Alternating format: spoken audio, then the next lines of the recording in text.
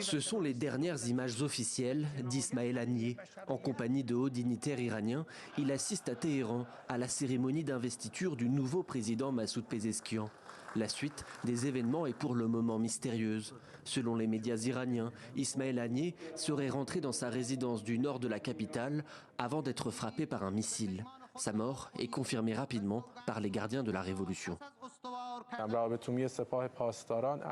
Ismaël Haniyeh a été pris pour cible et le chef du bureau politique du Hamas et l'un de ses gardes ont été assassinés après que leur résidence à Téhéran a été touchée. La cause et les dimensions de cet incident font l'objet d'une enquête et les résultats seront annoncés ultérieurement.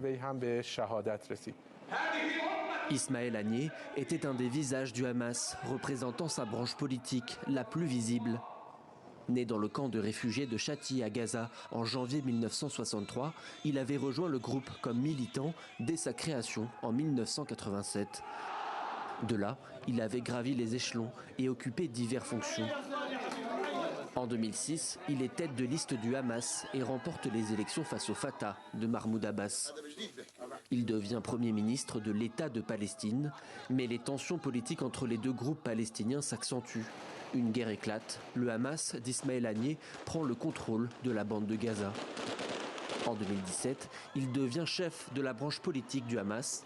Pour exercer son nouveau rôle, celui de négociateur, il s'installe alors au Qatar, en exil, car les États-Unis le déclarent officiellement terroriste. Ismaël Haniyeh ne peut plus revenir à Gaza, c'est donc de Doha qu'il assiste aux attentats du 7 octobre 2023 commis par son groupe. C'est trop.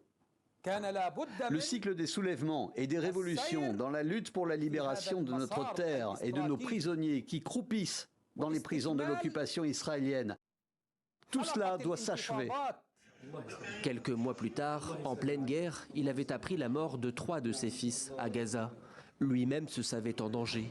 Il faisait partie d'une longue liste de responsables dont Israël avait ouvertement annoncé le projet d'élimination.